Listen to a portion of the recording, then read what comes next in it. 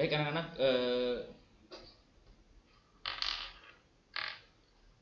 ketemu lagi ya dengan saya. Kemarin kita sempat bertemu di PLS ya, mengenal lingkungan sekolah. Ya, jadi nama saya kemarin sudah mungkin tahu semua ya. Nama saya Robi, ya, boleh panggil Bapak Robi. Saya mengajar ya dengan metode ini juga baru sebenarnya. Jadi mudah-mudahan kita sama-sama belajar. Siswa-siswa SMP Budi Bakti juga saya pikir juga memiliki kemampuan untuk belajar dengan metode-metode yang memang setiap zaman itu berbeda. Pertemuan kali ini kita akan belajar tentang proses perumusan Pancasila sebagai dasar negara. Jadi dasar negara itu sangat penting di dalam sebuah negara untuk menjalankan negara tersebut ya, agar mencapai cita-cita negara Indonesia ya khususnya. Seperti di Indonesia sendiri, cita-cita bangsa Indonesia tertulis ya dari 18 Agustus 1945 sampai dengan saat ini ada di alinea keempat pembukaan Undang-Undang Dasar 45. Oke, kita langsung saja intip sedikit, tidak berat-berat untuk pada hari ini. Kita lihat bagaimana prosesnya ya. Kenapa? Karena proses ini sangat diperlukan untuk suatu saat generasi-generasi kita tidak melupakan sejarah. Sejarah untuk apa? Untuk tetap adanya rasa keutuhan, rasa cinta kepada tanah air agar tidak mudah terpecah belah ya, tidak gampang mendengar isu ya, tidak gampang mendengar hal-hal yang bisa memecah belah langsung dipercayai, jangan ya. Kita benar-benar harus mengerti negara ini dibentuknya seperti apa ya, dibangunnya bagaimana susahnya, itu harus paham ya. Kalau tidak ada bendera merah putih, kalau tidak ada ideologi, hidup kita tidak seperti sekarang ya. Bayangkan dahulu sekali itu sangat sulit, sangat tidak tentram hidup kita. Mau makan takut ya, mau bekerja takut, tidak bebas ya. Banyak negara-negara yang tidak damai seperti kita. Alhamdulillah kita memiliki Pancasila yang menaungi ratusan suku ya, ratusan bahasa, yang memang Indonesia adalah multikultural. Oke, kita langsung saja. Jadi pertama itu dibentuk Badan Penyelidik Usaha ya. Usaha dulu ya. Pada waktu itu Hiroshima dan Nagasaki dibom tanggal 6 dan 9 Agustus 1945 yang dimana membuat Jepang tertekan, yaitu di tahap akhir di Perang Dunia Kedua ya. Akhirnya di situ Indonesia mendesak untuk Jepang memberikan ataupun membantu Indonesia untuk memproklamirkan kemerdekaan Indonesia ya. Kemudian Jepang itu meyakinkan Indonesia tentang kemerdekaan karena memang Jepang sempat berjanji kepada Indonesia jikalau Indonesia mau membantu Jepang ya. Kemudian membentuklah ya Jepang ya BPUPKI ya, atau Badan Penyelidik Usaha-Usaha Persiapan Kemerdekaan Indonesia. Kemudian ini dibahasakan Jepang ya, Dokuritsu Junbicho Sakai ya. Jadi di dalam bahasa Jepangnya seperti itu. Jenderal ini Kumakichi Harada ya, agak sulit nih. Kumakichi Harada, komandan pasukan Jepang untuk Jawa ya, pada tanggal 1 Maret 1945 mengumumkan pembentukan BPUPKI ya. Dan di sini kita lihat pada tanggal 28 April 1945 diumumkan pengangkatan anggota BPUPKI itu sendiri ya. Jadi BPUPKI itu butuh anggota pastinya. Ya, di sini dilaksanakan di Gedung Chow Sang In ya, sekarang dikatakan Gedung Pancasila ya. Mungkin kita sudah terlewati kemarin tanggal 1 Juni itu Hari Pancasila ya. Di sini ketuanya juga ditunjuk ya oleh Jepang ya. Di sini ada Rajiman Widyodiningrat ya, dan dengan wakilnya Ichiban Ngase ya dari Jepang ya, dan sebagai sekretarisnya adalah Suhoso ya. Jumlah anggota BPUPKI itu sendiri ada 63 orang ya, dan ditambah 7 tanpa hak suara. Maksudnya apa tanpa hak suara? Di sini anggotanya hanya sebagai anggota tetap, tetapi tidak bisa menyampaikan pendapat ataupun ide. Ya bisa seperti ini adalah mata-mata Jepang gitu ya. Ya jadi yang penting-penting saja dicatat boleh ya, silakan. Kita lanjut. Ini suasana sidangnya, ya ini Bapak kita Insinyur Soekarno ya, pada waktu itu rapatnya luar biasa. Alhamdulillah memang di sini adalah titik terang kita untuk bisa merasakan yang namanya kebebasan ya. Kita lihat. Kemudian setelah terbentuk BPUPKI segera mengadakan persidangan. Oke, ya, di sini adalah hal pentingnya, di mana ada Muhammad Yamin, Supomo dan Soekarno itu menyampaikan ide untuk dasar negara kita ya. Walaupun tetap satu yang akan diambil, tapi nanti juga terjadi perpaduan antara ketiga tokoh tersebut tentang pendapat atau ide dasar negara. Oke. Masa persidangan yang pertama itu tanggal 29 Mei ya. Di sini kita langsung saja. Nah, di sini 29 Mei itu Muhammad Yamin menyampaikan apa yang menjadi pemikirannya ataupun masukannya untuk dasar negara. Oke, kita baca saja di sini. Muhammad Yamin ya diberi judul tentang pengajuannya adalah Asas dan Dasar Negara Kebangsaan Republik Indonesia. Di sini kita lihat ada yang pertama peri kebangsaan. Jadi bangsa itu lahir duluan baru negara, ya, bukan negara baru bangsa. Jadi bangsa itu adalah hal utama berdirinya sebuah negara, ya. Kemudian kemanusiaan adalah sifat empati simpati antara manusia satu dengan manusia yang lainnya.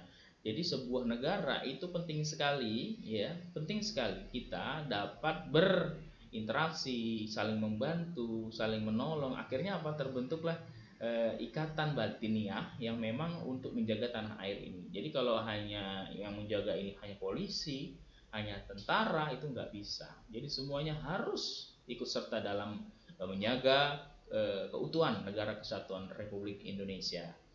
Yang ketiga ada priketuhanan. Ya, jadi di sini nyatakan, jadi Muhammad Yamin ini orang Melayu ya, dia ahli bahasa.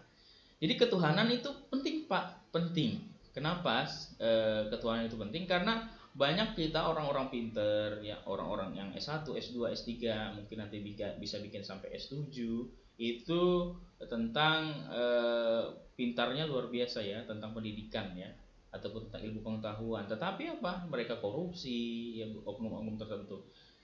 Tapi kalau ilmu dibarengi dengan ketuhanan yang baik, iman yang baik, ya, beribadah yang baik, maka otomatis dia bisa menjaga godaan-godaan untuk melakukan hal-hal yang memang dilarang agama gitu.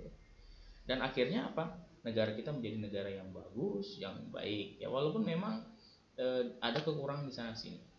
Kerakyatan. Jadi sini adalah kerakyatan. Bagaimana kita memutuskan kebijakan untuk rakyat. Jadi gini, kalau memutuskan kepentingan, kebijakan sebuah pemimpin memang harus melihat kebutuhan masyarakatnya. Masyarakat ini apa yang dibutuhkan? Ya, sampai sekarang kita terus untuk berusaha. Presiden kita sampai dari Soekarno sampai Jokowi terus berusaha, walaupun memiliki kelebihan dan kekurangan masing-masing. Kita terus mendukung ya kesejahteraan rakyat ya. Jadi kesejahteraan rakyat ini adalah tolak ukur berhasil atau tidaknya sebuah negara.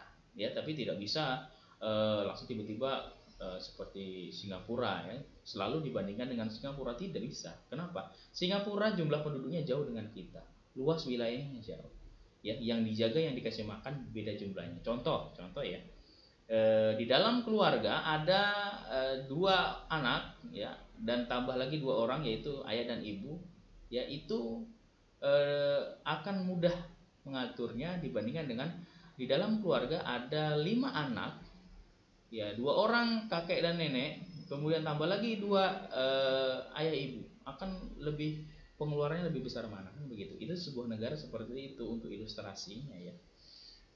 Kita lihat ada Mr.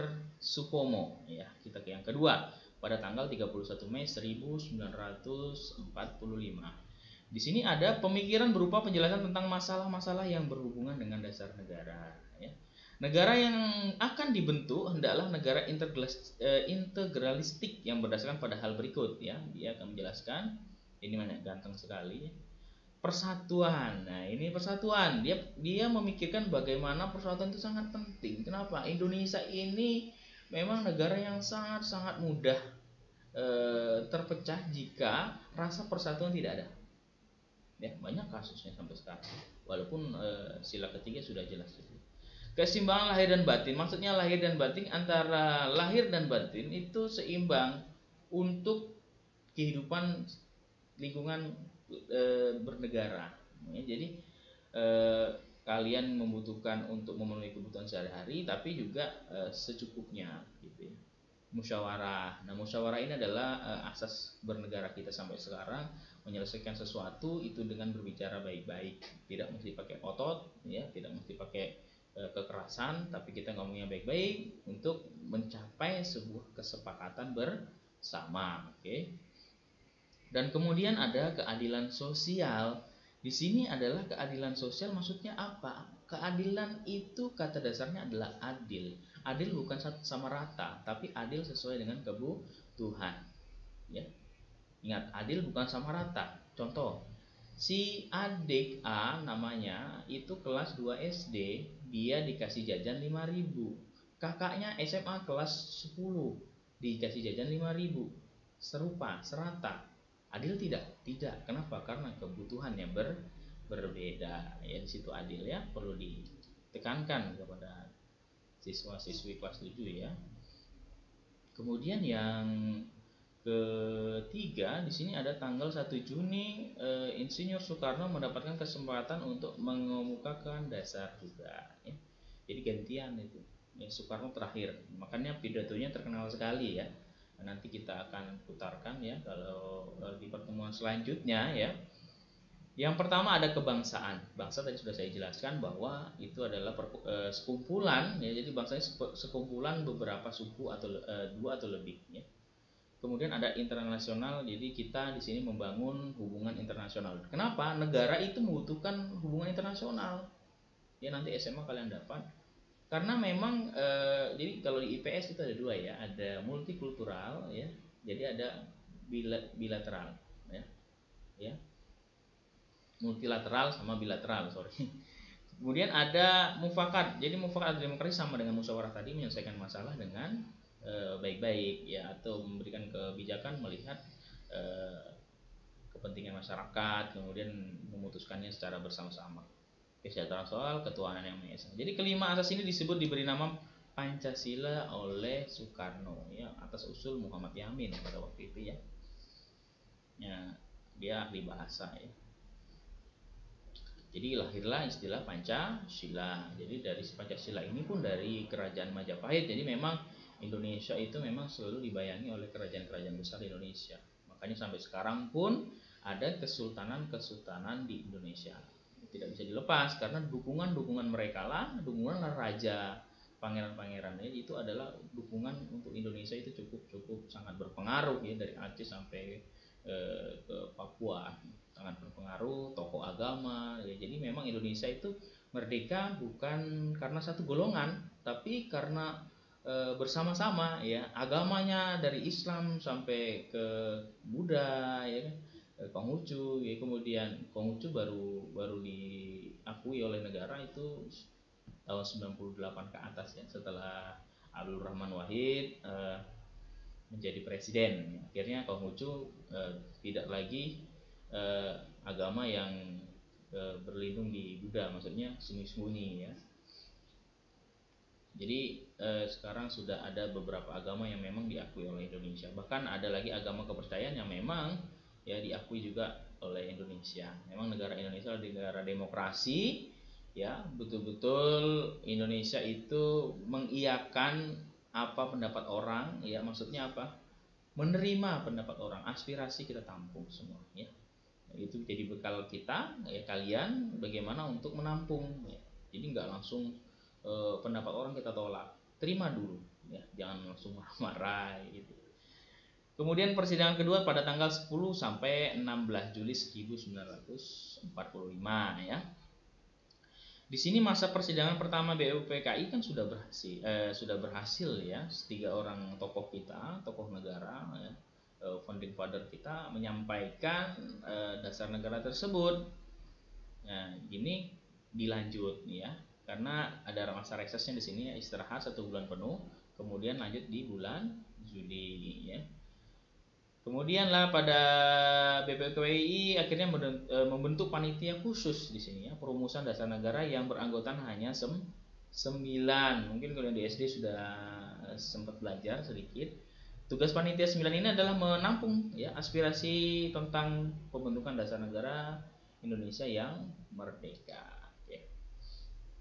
Kita ke anggotanya. Jadi panitia 9 itu sangat-sangat bekerja keras ya. Pada tanggal 22 Juni akhirnya berhasil merumuskan dasar negara. Ya, rumusan itu Muhammad Yamin diberi nama Piagam Jakarta atau Jakarta Charter ya. Kita lihat ketuanya yang pertama ada Insinyur Soekarno ya, yang kedua adalah Abdul Muzakir, anggotanya ya, Dr. Randes Muhammad Hatta, Abdul Wahid Hashim ya, Muhammad Yamin, ya, Haji Agus Salim, Ahmad Subarjo, Abi Kusno Cokroyusuryo, dan Amar Ramis ya. Jadi situ ada perwakilannya dari Sabang sampai Merauke. Jadi pada tanggal 10 ini sampai dengan 16 ya, pada masa persidangan BPUPKI membahas rancangan Undang-Undang Dasar ya.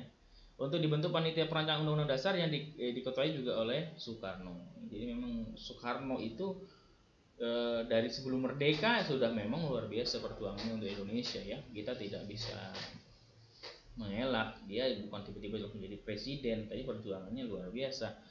Jadi memang namanya lah yang membuat bangsa ini dikenal oleh bangsa lain ya. Bangsa ini menjadi bangsa yang bebas, itu adalah salah satu Bung Karno ini yang memang memperjuangkan, tapi dengan teman-teman yang lain ya. Jadi panitia tersebut juga membentuk kelompok kecil akhirnya ya untuk membahas tadi Undang-Undang Dasar ya. Ini ada kelompok kecil itu diketuai oleh Supomo ya. Ini ada anggotanya Wangso Negoro, Ahmad Subarjo, Singge, Agus Salim, dan Sukiman ya. Hasil kerjanya kemudian disempurnakan ke bahasa panitia penghalus ya. Ini ada orang-orang ahli bahasa ya. Di bahasa ada Husein Jayadiningrat, Haji Agus Salim, dan Mr. Supomo ya. Supomo ini ada terus. Kita lihat lagi, oke. Insinyur Soekarno melaporkan hasil kerja panitianya perancang Undang-Undang Dasar pada sidang BPUPKI pada tanggal 14 Juli 1945. Pada laporannya disebutkan 3 hal pokok ya. Yang pertama, pernyataan Indonesia merdeka.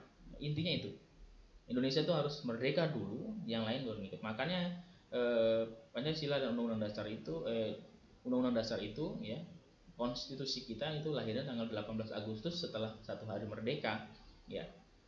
Ya baru intinya proklamasi dulu gitu ya. Baru pembukaan Undang-Undang Dasar dan Undang-Undang Dasar batang tubuh. Undang-Undang Dasar, undang-undang ya. Pada tanggal 15 dan 16 Juli diadakan sidang penyusunan Undang-Undang Dasar berdasarkan hasil kerja panitia perancang Undang-Undang Dasar pada tanggal 17 Juli. Oke. Kemudian itu sidangnya diterima.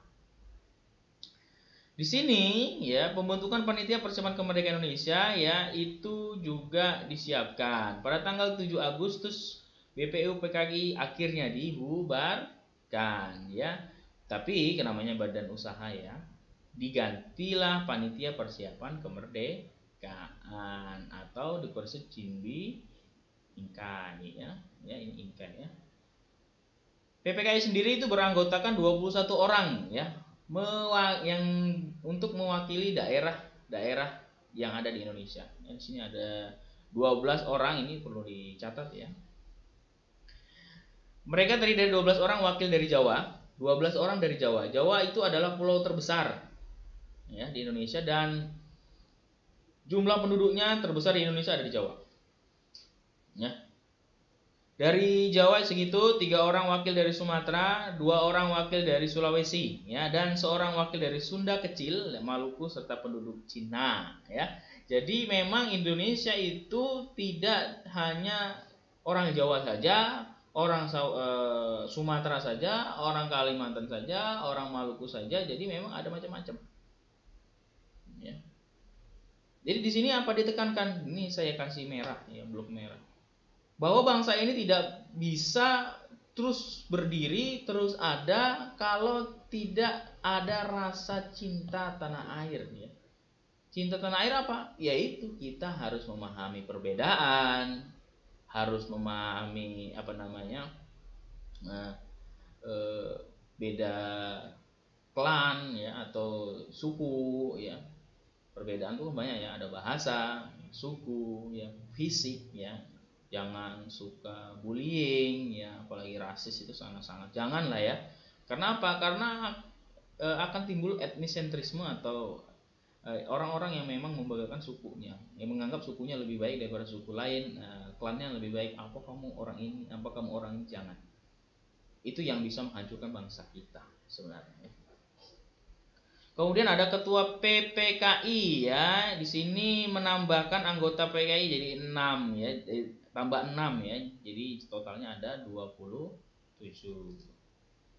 Ini anggotanya, ya. Di buku paket ada, ya.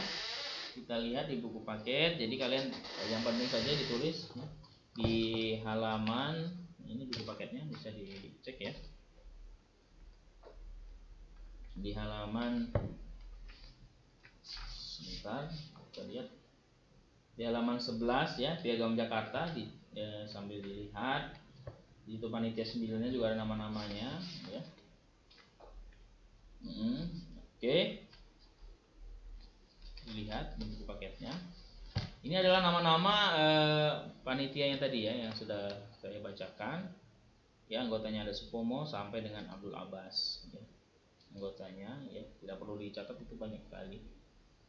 Proses penetapan dasar negara dan konstitusi, ya. Jadi dasar negara dan konstitusi itu sangat berkaitan, tapi konstitusi kita akan bahas di bab selanjutnya, ya. Kita fokus ke Pancasila. Pada tanggal 18 Agustus PPKI mengadakan sidang yang pertama. 18 Agustus. Jadi BPU PKI sudah tidak ada, ya.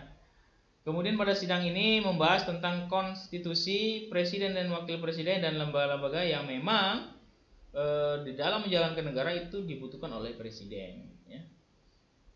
Jadi PPKI membahas konstitusi negara Indonesia dengan menggunakan naskah Piagam Jakarta yang telah disahkan BPU PKI sebelumnya, tanggal berapa? Tanggal 22, ya. Kita lihat, ya. Di sini di Piagam Jakarta, ya. Namun sebelum sidang dimulai, Bung Hatta dan beberapa tokoh Islam mengadakan pembahasan sendiri.